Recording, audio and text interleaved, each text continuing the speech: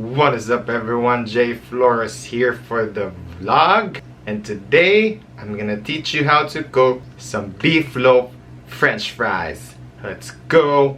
Intro.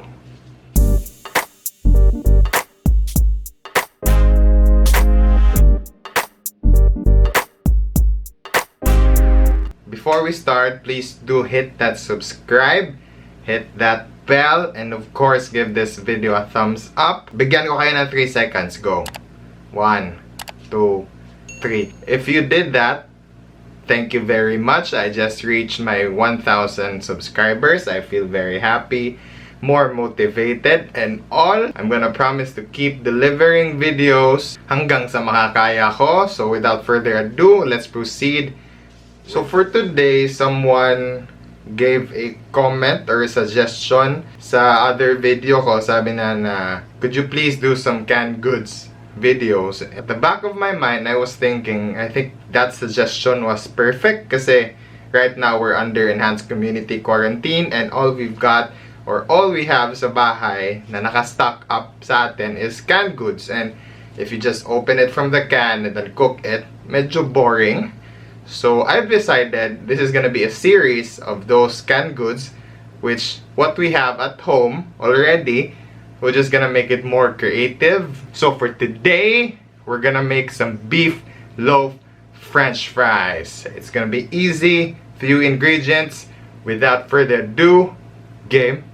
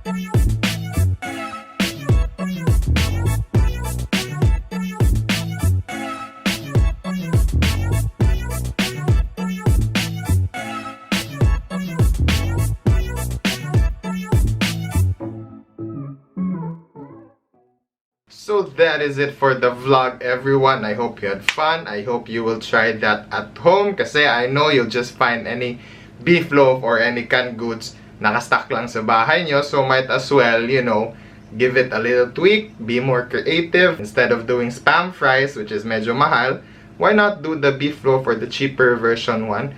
And for sure, your family will love it. Especially yung mga bata, the kids, they will enjoy that very well. So again, please do not forget to subscribe, hit that bell, give this video a thumbs up, share on Facebook if you want. That's it. God bless. Peace.